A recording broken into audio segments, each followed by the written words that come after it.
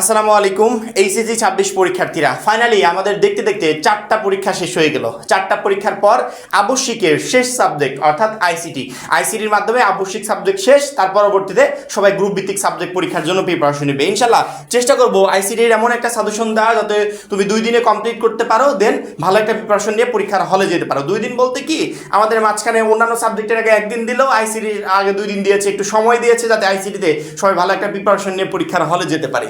এখন আইসিটিতে আমাদের total chapter কয়টা? 6টা। এই 6টা চ্যাপ্টার থেকে প্রশ্ন আসবে 8টা, লিখতে হবে কয়টা? 5টা। সেক্ষেত্রে আমি যদি টার্গেট করি যে 5টা প্রশ্ন আমি পরীক্ষার হলে লিখবো, এমন আমি যে কোনো 3টা চ্যাপ্টার পড়ে যেতে চাই। 3টা চ্যাপ্টার এই 6টা চ্যাপ্টারের ভিতর থেকে যদি পড়ে যেতে পারো, 5টা প্রশ্ন তোমার পরীক্ষার হলে একদম ইজিলি কমন থাকবে। আমাদের সিকিউতে হচ্ছে 50, এমসিকিউতে 25, প্র্যাকটিক্যালে 25, টোটাল 100 মার্ক। এই 25 নিয়ে টেনশন করতে হবে না, কারণ কি প্র্যাকটিক্যালে 25-এ 25 কিভাবে কনফার্ম করবে সেটা আমি তোমাকে বলে দেবো। আমরা শুধুমাত্র আজকে কথা বলবো সিকিউর এই 50 আর এমসিকিউর এই 25 নিয়ে। প্রত্যেকটা শিক্ষার্থীকে বলি যে 6টা চ্যাপ্টারের 6টা চ্যাপ্টারই সিকিউর জন্য আপাতত পড়ার দরকার নেই। তুমি 3টা চ্যাপ্টারে ফোকাস দাও। 3টা চ্যাপ্টারে ফোকাস দিলে হবে কি, অল্প সময় ভালো একটা প্রিপারেশন নিতে পারবে।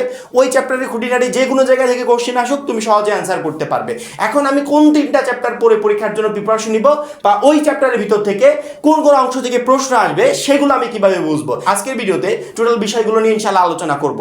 আমাদের এই ভিডিওর 2টা পার্ট হবে, অর্থাৎ 2টা পার্ট আলাদা আলাদা না, একটা ভিডিওর ভিতরেই আমরা 2জন কথা বলবো। সেটা হচ্ছে তোমাদের আইসিটি শিক্ষক, যিনি 1 নাম্বার অধ্যায় থেকে 6 নাম্বার অধ্যায় পর্যন্ত পার্ট বাই পার্ট তোমাদের ক্লাস নিয়ে সবকিছু সুন্দর করে বুঝিয়ে দিয়েছে। ওনার ক্লাসগুলো করার পর একটা শিক্ষার্থীর ওই আইসিটি নিয়ে প্রবলেম থাকার কথা না। উনি দ্বিতীয় পার্টে তোমাদের অধ্যায় ভিত্তিক চ্যাপ্টার ওয়াইজ কি কি পড়তে হবে সেগুলো বুঝিয়ে দিবে। আমি জাস্ট প্রথম দিকে তোমাকে কোন কোন চ্যাপ্টার করে শর্টগুলো পড়তে হবে সেগুলো জাস্ট বুঝিয়ে দিচ্ছি। আমাদের 1 নাম্বার চ্যাপ্টার এবং 2 নাম্বার চ্যাপ্টার একসাথে ইনক্লুড, এই 2টা চ্যাপ্টার থেকে 2টা প্রশ্ন পরীক্ষার হলে আসবে। 3 নাম্বার অধ্যায় সংখ্যা পদ্ধতি থেকে 2টা প্রশ্ন বাধ্যতামূলক আসবে। তারপর 4 নাম্বার ওয়েব ডিজাইন পরিচিতি, এখান থেকে একটা আসার সম্ভাবনা আছে। 5 নাম্বার অধ্যায় প্রোগ্রামিং ভাষা, এখান থেকে 2টা আসবে। ডাটাবেস ম্যানেজমেন্ট সিস্টেম, এখান থেকে একটা আসবে। তাহলে কয়টা হলো?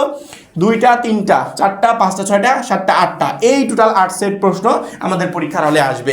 এখন কোনো শিক্ষার্থী যদি মনে করে যে আমি সবগুলো চ্যাপ্টার না পড়ে যে কোনো 3টা চ্যাপ্টার পড়বো, সেই 3টা চ্যাপ্টার হতে পারে 3 নাম্বার অধ্যায় থেকে 2টা প্রশ্ন আসবে, মাস্ট বি। এই অধ্যায়টা তোমাকে কমপ্লিট করতে হবে। কারণ কি, আমি 1 এবং 2 নাম্বার অধ্যায় সৃজনশীল লেখে যেমন নাম্বার পাবো, তার থেকে অনেক বেটার নাম্বার পাবো 3 নাম্বার অধ্যায় করলে। 3 নাম্বার অধ্যায় করলে এখান থেকে নাম্বার কাটার কোনো সম্ভাবনা থাকবে না। প্রোগ্রামিং ভাষা করলে এখান থেকে নাম্বার কাটার কোনো সম্ভাবনা থাকবে না। কিন্তু যখনই তুমি 1 নাম্বার অধ্যায় থেকে সৃজনশীল লিখবে, 2 নাম্বার অধ্যায় থেকে লিখবে, এখানে কিন্তু শিক্ষকের নাম্বার কাটার কিছু সম্ভাবনা থাকে। যদিও শিক্ষা বোর্ড, আমি দেখলাম যে কালকে বাংলা প্রথম পত্রের নমুনা উত্তর প্রকাশ করেছে, অর্থাৎ একটা শিক্ষক একটা শিক্ষার্থীকে কোন লেখার উপর ডিপেন্ড করে কেমন নাম্বার দিবে প্রকাশ করেছে।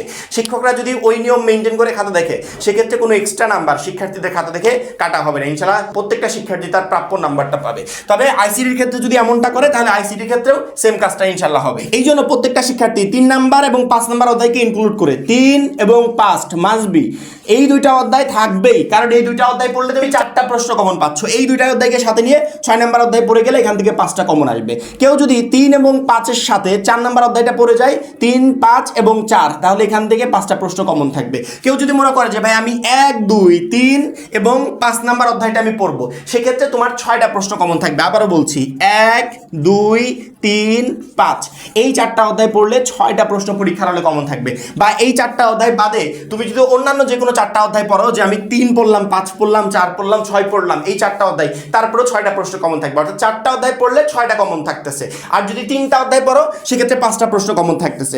এখন তুমি যদি মনে করো যে লেখা লাগে, এই যে 1, 2 নাম্বার অধ্যায় থেকে আমাকে সৃজনশীল লিখতে হবে, আমি এই অধ্যায়গুলোকে ইনক্লুড করতে চাই, সেক্ষেত্রে 1, 2 নাম্বার অধ্যায়কে ইনক্লুড করে 3 আর 5 নাম্বার অধ্যায় পড়ে যাও। তাহলে সহজে তুমি 5 সেট প্রশ্ন পরীক্ষার হলে কমন পেয়ে যাচ্ছ। 5 না, 6 সেট কমন পাবে, যে কোনো 5 সেটের অ্যান্সার তুমি করতে পারবে। আর যদি মনে করো 5টা দরকার, তাহলে 3, 5, 6 পড়ো, অথবা 3, 5, 4 পড়ো, তাহলে এখান থেকে 5টা প্রশ্ন তুমি একদমই ইজিলি কমন পেয়ে যাবে। আমার মনে হয় লাস্ট মোমেন্টে সময় যেহেতু অল্প, এই অল্প সময়ে টোটাল চ্যাপ্টারগুলো না পড়ে আমরা অল্প কিছু চ্যাপ্টারের উপর ফোকাস দিই। এবং প্রত্যেকটা শিক্ষার্থীকে বলি, আমাদের এই 1 নাম্বার চ্যাপ্টার হোক বা 6 নাম্বার, অথবা প্রত্যেকটা চ্যাপ্টার রিলেটেড আমাদের প্রাইভেট গ্রুপে যে সমস্ত শিক্ষার্থীরা যুক্ত আছে, 250 টাকার কোর্স কিনে বা 310 টাকার কোর্স কিনে যারা যুক্ত আছে, ওদেরকে আমরা ক এবং খ জ্ঞানমূলক অনুধাবনমূলক প্রশ্নের পিডিএফ দিচ্ছি প্রত্যেকটা চ্যাপ্টার রিলেটেড। ওই পিডিএফগুলো কমপ্লিট করলে ইনশাআল্লাহ ওইখান থেকে ক এবং খ নাম্বার প্রশ্ন তোমরা পরীক্ষার হলে কমন পেয়ে যাবে, তোমাকে এক্সট্রা কোনো ঝামেলা করতে হবে না।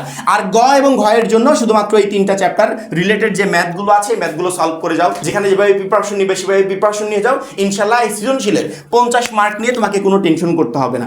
এখন কথা হচ্ছে যে ভাইয়া এই 3টা চ্যাপ্টার তো বললেন যে 3টা চ্যাপ্টার পড়বো বা 4টা চ্যাপ্টার পড়বো, কিন্তু এই চ্যাপ্টারে তো অনেক পড়া, এই চ্যাপ্টারের কোন কোন অংশগুলো থেকে প্রশ্ন আসবে সেটা যদি বলে দিতেন, বা কোন কোন জায়গাগুলো থেকে আমাদের পরীক্ষার হলে কোশ্চেন করবে বা সৃজনশীল প্রশ্ন করবে সেগুলো যদি একটু বলে দিতেন তাহলে ভালো হতো। অবশ্যই সেগুলো বলবো।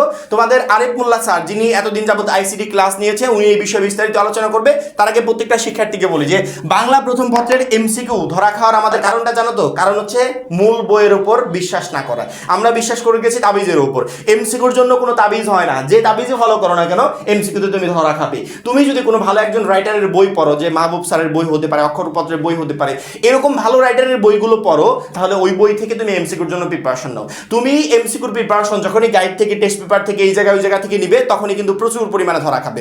অবশ্যই প্রত্যেকটা শিক্ষার্থী এমসিকিউর প্রিপারেশন নিবে তার নিজের বই থেকে, টেক্সট বুক থেকে, এবং বিগত কয়েক বছরের, বিগত 5 বছরের, 4 বছরের, 3 বছরের যা পারো এই বোর্ড প্রশ্নগুলো সলভ করে যাবে এমসিকিউর জন্য। তাহলে এখান থেকে ইনশাল্লাহ তোমার বোর্ড পরীক্ষায় এমসিকিউ কমন চলে আসবে, এর বাইরে থেকে আসবে না। তো বেশি কথা না বলে স্যার এখন অধ্যায় ভিত্তিক তোমাদের চ্যাপ্টার ওয়াইজ কি কি পড়তে হবে সেগুলো সাজেশন দিবে, সেটা আমরা একটু দেখে নিই। আসসালামু আলাইকুম প্রিয় শিক্ষার্থীবৃন্দ, আমি আপনাদের আরিফ স্যার। আমাদের ইতিমধ্যে কিন্তু সোহেল স্যার সবগুলো বলে দিয়েছে আইসিটি কোন অধ্যায় থেকে কতটি প্রশ্ন আসতে পারে বা কোন কোন অধ্যায় পড়লে কতটি সৃজনশীল তুমি পেয়ে যাবে, সেগুলো বিষয়ে কিন্তু আলোচনা করা শেষ।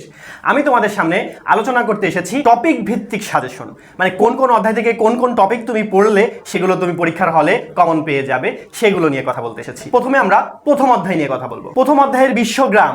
বিশ্বগ্রাম থেকে প্রশ্ন আসে না এমনটা সচরাচর হয়ই না, হয়তো তোমার এমসিকিউতে আসবে বা সিকিউতে কিন্তু আসেই। বিশ্বগ্রাম কাকে বলে, বিশ্বগ্রামের ধারণা দাও, বা বিশ্বগ্রামটা কি সেটা সম্পর্কে আলোচনা করো, এই ধরনের প্রশ্ন এসেই থাকে। তারপরে আছে virtual reality, VR, virtual reality. Virtual রিয়েলিটিটা কিন্তু খুবই ইম্পর্টেন্ট। তারপর আছে এআই, যেহেতু আমরা এখন আর্টিফিশিয়াল ইন্টেলিজেন্সের যুগে বাস করছি, এখানে এখন দেখো ম্যাক্সিমাম কিছুই আমরা এআই দিয়ে করার চেষ্টা করি। দেখো এখন কিন্তু মানুষ নিজে থেকে কিছু থিঙ্ক করতে চায় না, এখন যা কিছু আছে সব কাজ এআই দিয়ে করে নিতে চাই। তার মানে দেখো এআই সম্পর্কে যদি কোনো প্রশ্ন আসে তাহলে কিন্তু সেখান থেকে উত্তর দেওয়া আমাদের জন্য খুব ইজি হয়ে যাবে, কারণ আমরা এখন সব ক্ষেত্রেই এআই ব্যবহার করি। তারপরে আছে রোবোটিক্স। রোবোটিক্সটা কি সেই সম্পর্কে কিন্তু এটা কিন্তু খুবই ইম্পর্টেন্ট একটি টপিক, এবং এইটা থেকে প্রশ্ন আসার মতো। রোবোটিক্স থেকে সিকিউ প্রশ্ন আসে এবং এমসিকিউ কিন্তু প্রশ্ন আসে। তারপরে আছে ক্রায়োসার্জারি। ক্রায়োসার্জারিটা এটা মোস্ট ইম্পর্টেন্ট একটি টপিক প্রথম অধ্যায়ের মধ্যে। এই টপিকগুলো আসলে কোনটা রেখে কোনটা যে বাদ দিব সেটা দেওয়া সম্ভব হয় না, কারণ আমাদের থিওরিটিক্যাল প্রশ্ন আসে এই অধ্যায় থেকে। যেহেতু থিওরিটিক্যাল প্রশ্ন কোথা থেকে আসবে সেটা বলা যায় না, তবে গুরুত্বপূর্ণ টপিকগুলো কিন্তু আমরা ফাইন্ড আউট করেছি তোমাদের জন্য। তো এগুলো হচ্ছে আমাদের গুরুত্বপূর্ণ টপিক। আরও আছে, সেগুলো হচ্ছে বায়োমেট্রিক্স। বায়োমেট্রিক্স থেকে আমি কিন্তু তোমাদের বোর্ড প্রশ্ন সমাধান করেছিলাম, সেখানে কিন্তু বায়োমেট্রিক্স থেকে প্রশ্ন সব বোর্ডে এসেছিল। বায়োমেট্রিক্সের কিছু আমাদের ক্লাসিফিকেশন ছিল, সেগুলো সম্পর্কে পড়তে হবে। তার মানে কি বায়োমেট্রিক্সের A to Z যদি তোমার ধারণা থেকে থাকে তাহলে কিন্তু তুমি গ অথবা ঘ নং প্রশ্নের উত্তর দিতে পারবে খুব ইজি ভাবে। তারপরে ছিল জেনেটিক ইঞ্জিনিয়ারিং। দেখো জেনেটিক ইঞ্জিনিয়ারিং গুলো কি? জেনেটিক ইঞ্জিনিয়ারিং বলতে বোঝায় ওই সকল ইঞ্জিনিয়ারিং মানে একটা ফসলের জাত থেকে আমরা সেটা উন্নত জাত তৈরি করা, সেটাকে বলা হয় জেনেটিক ইঞ্জিনিয়ারিং। তো জেনেটিক ইঞ্জিনিয়ারিং মাধ্যমে আমরা টমেটো, আলু, ধান এগুলোকে কিন্তু আমরা 12 মাস পাওয়ার জন্য বা আমরা রোগ প্রতিরোধ ক্ষমতা বেশি যেগুলো আছে সেইভাবে কিন্তু আমরা তৈরি করতে পেরেছি। তো জেনেটিক ইঞ্জিনিয়ারিং কিন্তু কনসেপ্টটা অলরেডি আমাদের জানা আছে, জাস্ট একটু পড়লেই কিন্তু জেনেটিক ইঞ্জিনিয়ারিংটা আমাদের একদম ইজি হয়ে যাবে, এবং এইখান থেকে যে কোনো প্রশ্ন আসলেই আমরা এই প্রশ্নের উত্তর দিতে পারবো। তারপর আছে ন্যানো টেকনোলজি। ন্যানো টেকনোলজিটা কিন্তু খুবই ইম্পর্টেন্ট। তারপর শেষ টপিকটা হচ্ছে তথ্য ও যোগাযোগ প্রযুক্তির নৈতিক ব্যবহার। দেখো তথ্য ও যোগাযোগ প্রযুক্তি যেমন আমাদেরকে জীবনটাকে সহজ করে দিয়েছে, তেমনি ভাবে কিন্তু এটার নৈতিক ব্যবহার যদি আমরা না করতে পারি তাহলে কিন্তু আমাদের জীবনে অনেক ধরনের সমস্যার সম্মুখীন আমরা হব। তথ্য ও যোগাযোগ প্রযুক্তির নৈতিক ব্যবহার এটা সম্পর্কে আমাদের জানতে হবে, এবং এই টপিকটাও অনেকটা গুরুত্বপূর্ণ। দেখো প্রথম অধ্যায়ের এই কয়টি টপিক পড়লেই কিন্তু তোমার এক সেট সৃজনশীল কমন চলে আসবে ইনশাআল্লাহ। এখন আসি দ্বিতীয় নাম্বার অধ্যায়। দ্বিতীয় নাম্বার অধ্যায়ের প্রথম টপিকটা হবে ব্যান্ড ওয়াইড। ব্যান্ড ওয়াইডটা এটা কিন্তু অবশ্যই আমাকে জানতে হবে। ব্যান্ড ওয়াইড কি, ব্যান্ড ওয়াইড কাকে বলে, এই সম্পর্কে আমাদের জানতে হবে। ব্যান্ড ওয়ার্ডের ক্লাসিফিকেশন এগুলো জানতে হবে। তারপরে আছে data transmission mode. Data transmission mode আমাদের কত প্রকার, ডাটা ট্রান্সমিশন মোড কিভাবে হয় সেগুলো কিন্তু আমাদের জানতে হবে এবং এটা কিন্তু খুবই ইম্পর্টেন্ট একটি টপিক। তারপর আছে তার মাধ্যম বা ওয়্যার মিডিয়া। ওয়্যার মাধ্যমের মধ্যে কি কি আছে? ওয়্যার মাধ্যমের মধ্যে কিন্তু আমাদের ফাইবার ওয়্যার ছিল, এই ধরনের বেশ কিছু টুইস্টেড পেয়ার ওয়্যার ছিল, এইগুলো কিন্তু আমাদের ওয়্যার কিন্তু ছিল, ক্লাসিফিকেশন কিছু ছিল। এই ওয়্যার সম্পর্কে তোমাকে জানতে হবে যদি তুমি দ্বিতীয় অধ্যায় থেকে এক সেট প্রশ্নের উত্তর করতে চাও। তারপর আছে তারবিহীন মাধ্যম, মানে ওয়্যারলেস, যেমন আমাদের ছিল ব্লুটুথ, ওয়াইফাই, এইগুলো ঠিক আছে। ওয়্যারলেস বা আমাদের তরঙ্গ, রেডিও ওয়েভ তরঙ্গ ছিল, এইগুলো সম্পর্কে তোমাকে জানতে হবে। ওয়্যারলেস কমিউনিকেশন সিস্টেম, দেখো ওয়্যারলেস কমিউনিকেশন সিস্টেমটা এটা কিন্তু খুবই ইম্পর্টেন্ট একটি টপিক আমাদের দ্বিতীয় অধ্যায়ের জন্য, কারণ ওয়্যারলেস কমিউনিকেশন সিস্টেম, এই সিস্টেমটা আমাদের আছে ওয়াইফাই, আমাদের আছে ব্লুটুথ, আমাদের আছে ওয়াইম্যাক্স এবং ওয়াইফাই এর আমাদের আইপি ছিল, সেই আইপিটা কিন্তু আমাদেরকে জানতে হবে। এবং আমি কিন্তু বোর্ড প্রশ্ন যখন সমাধান করেছি সেখানে কিন্তু ম্যাক্সিমাম প্রশ্নে কিন্তু ওয়াইফাই, ওয়াইম্যাক্স এবং ব্লুটুথ এই তিনটি বিষয় সম্পর্কেই এসেছিল। তারপর তোমাদেরকে জানতে হবে মোবাইল প্রজন্ম। মোবাইল প্রজন্ম যেমন আমরা 1G 2G 3G এই ধরনের মোবাইল যে আমরা ব্যবহার করছি, এই মোবাইলের কিন্তু প্রজন্ম আছে, এই মোবাইল প্রজন্ম থেকে প্রশ্ন আসার মতো কিন্তু একটা টপিক এটা। তারপরে আছে কম্পিউটার নেটওয়ার্কিং। কম্পিউটার নেটওয়ার্কিংটা কিন্তু খুবই ইম্পর্টেন্ট দ্বিতীয় অধ্যায়ের জন্য।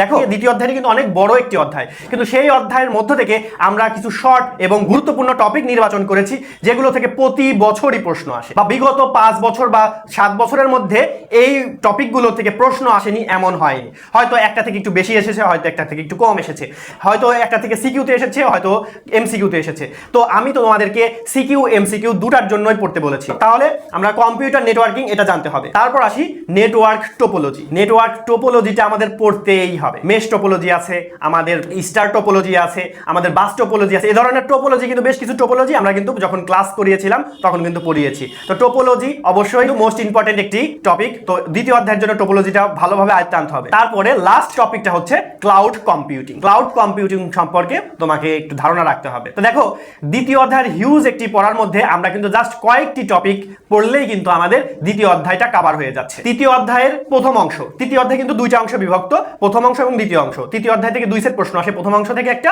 দ্বিতীয় অংশ থেকে একটা। তো প্রথম অংশের জন্য আমরা পড়ব সংখ্যা পদ্ধতির প্রকারভেদ, সংখ্যা পদ্ধতি রূপান্তর, বাইনারি যোগ বিয়োগ, দুইয়ের পরিপূরক গঠন, কোডের ধারণা। এই কয়টি টপিক পড়লে আমাদের 3.1 বা 3 অধ্যায়ের প্রথম অংশ শেষ। এবার 3 অধ্যায়ের দ্বিতীয় অংশ, ডি মর্গান সূত্র ও তার প্রমাণ, লজিক ফাংশন সরলীকরণ, মৌলিক সার্বজনীন ও বিশেষ গেট, সার্বজনীন গেটের সার্বজনীনতা, মানে সার্বজনীন গেট থেকে যে আমরা বাকি সকল মৌলিক গেট এবং যৌগিক গেটেও আমরা রূপান্তর করতে পারি সেটা আমরা নির্ণয়। তারপর আছে লজিক ফাংশনকে শুধু ন্যান্ড ও নর গেট দিয়ে বাস্তবায়ন। তারপর পড়তে হবে logic function to logic circuit, logic circuit to logic function. তারপরে half adder and full adder, তারপরে হাফ অ্যাডার দিয়ে ফুল অ্যাডার বাস্তবায়ন, এবং লাস্টে আমাদের পড়তে হবে ফ্লিপ ফ্লপ, রেজিস্টার এবং কাউন্টার সম্পর্কে। তাহলে দেখো এই তৃতীয় অধ্যায়ের প্রথম অংশ এবং দ্বিতীয় অংশের এই সামান্য কয়েকটি টপিক পড়লেই কিন্তু তোমার দুই সেট প্রশ্ন চলে আসবে। এবার আসি চতুর্থ অধ্যায়। চতুর্থ অধ্যায়ে আমাদের পড়তে হবে ওয়েব ডিজাইনের ধারণা, স্ট্যাটিক অ্যান্ড ডাইনামিক ওয়েবের পার্থক্য, এটা আমাদের খ নম্বরে আসে। ওয়েবসাইটের কাঠামো, তারপর পড়তে হবে এইচটিএমএল কোড। এইচটিএমএল কোডের মধ্যে আমি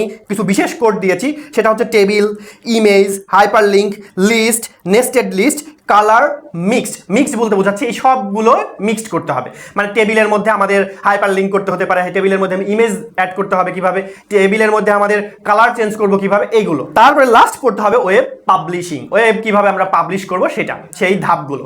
দেখো এই কয়টি টপিক পড়লে চতুর্থ অধ্যায় থেকে তোমার মাস্ট অ্যাকসেপ্ট কমন আসবে। এবার আমরা পঞ্চম অধ্যায় সম্পর্কে জানবো। পঞ্চম অধ্যায়ের প্রথম টপিকটা হচ্ছে মেশিন ভাষা ও অ্যাসেম্বলি ভাষার পার্থক্য, কম্পাইল ও ইন্টারপ্রেটারের মধ্যে পার্থক্য, অ্যালগরিদম ও ফ্লোচার্ট এবং এদের পার্থক্য।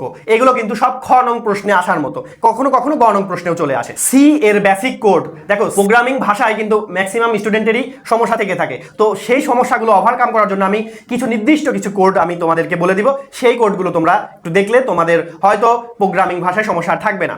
দেখো তার মধ্যে আছে অধিবর্ষ, জোড় এবং বিজোড় সংখ্যা নির্ণয়, গড় নির্ণয়, ধনাত্মক ঋণাত্মক সংখ্যার নির্ণয়, বৃহত্তম ক্ষুদ্রতম সংখ্যা নির্ণয়, একটি ধারা দেয়া থাকবে ধারার যোগ এটা নির্ণয়, বা ধারার কততম পদ নির্ণয়, সেরকম একটা ধারা থেকে আর কি প্রশ্ন একটা থাকতে পারে। তারপরে সংখ্যাগুলোর যোগফল বিয়োগফল নির্ণয়, লসাগু গসাগু নির্ণয় এবং যে কোনো কিছুর একটা ক্ষেত্রফল নির্ণয় থাকতে পারে। সেটা আমাদের ত্রিভুজের ক্ষেত্রফল থাকতে পারে, বর্গের ক্ষেত্রফল থাকতে পারে, আয়তের ক্ষেত্রফল থাকতে পারে, চতুর্ভুজের ক্ষেত্রফল থাকতে পারে, যে কোনো কিছুর ক্ষেত্রফল নির্ণয় একটা কোড লিখতে বলতে পারে। তো দেখো প্রোগ্রামিং ভাষা কিন্তু একদম সহজ করে দিয়েছি। তারপরে আরো এক্সট্রা 3টা প্রোগ্রামিং ভাষা যদি আমি শিখে যেতে পারি তাহলে আমার জন্য আরো বেশি ভালো হবে। সেটা হচ্ছে কন্ডিশনাল, যেমন ইফ এলস এইগুলো। তারপরে ডেটা টাইপ এবং অপারেটর। ডেটা টাইপ কাকে বলে, অপারেটর কাকে বলে, এই দুইটা জিনিস ক নং প্রশ্নের জন্য আসার মতো, এবং এটা কিন্তু আমাদের এমসিকিউতেও আসতে পারে। তো এই জন্য আমরা এই বিষয়গুলো সম্পর্কে যদি ধারণা রাখতে পারি বা এই বিষয়গুলো যদি আমরা আয়ত্তে আনতে পারি তাহলে কিন্তু আমার পরীক্ষার হলে গিয়ে পঞ্চম অধ্যায় নিয়ে আর টেনশন করতে হবে না। এখন আসি আমরা ষষ্ঠ অধ্যায়। যেহেতু ষষ্ঠ অধ্যায় 2019 সালে লাস্ট প্রশ্ন এসেছিল, তার পরবর্তীতে আর এই অধ্যায় থেকে কোনো প্রশ্ন আসেনি বা এই অধ্যায়টা আমাদের সিলেবাসের অন্তর্ভুক্ত ছিল না। এখন 2026 সালে এসে আমাদের এই অধ্যায়টা নতুন করে ইনক্লুড করা হয়েছে।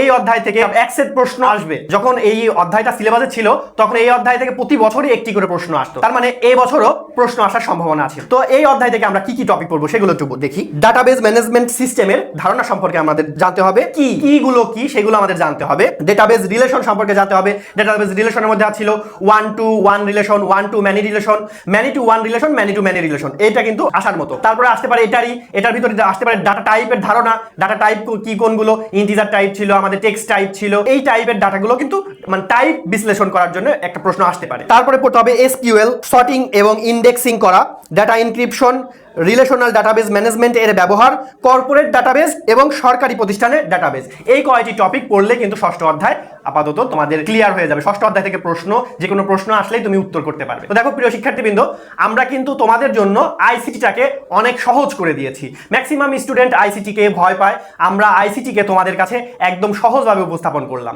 এখন তোমরা যদি এগুলো থেকেও যদি আরো শর্ট করতে চাও তাহলে আসলে আইসিটিতে ভালো রেজাল্ট করা সম্ভব হবে না, কারণ আইসিটিতে ম্যাক্সিমাম স্টুডেন্টই শর্টের উপর আরো শর্ট চায়। আইসিটিতে এমনিতেই শিক্ষার্থীরা কম গুরুত্ব দেয়, কিন্তু তারপরেও পরীক্ষার আগে এসে যখন আরো শর্ট করতে চায় তখন আসলে আইসিটিতে পাস করা বা আইসিটিতে ভালো রেজাল্ট করা সম্ভব হয়ে ওঠে না। আইসিটি ইঞ্জিনিয়ারিং একটি সাবজেক্ট, তো সেই সাবজেক্টকে সেভাবে মূল্যায়ন করতে হবে।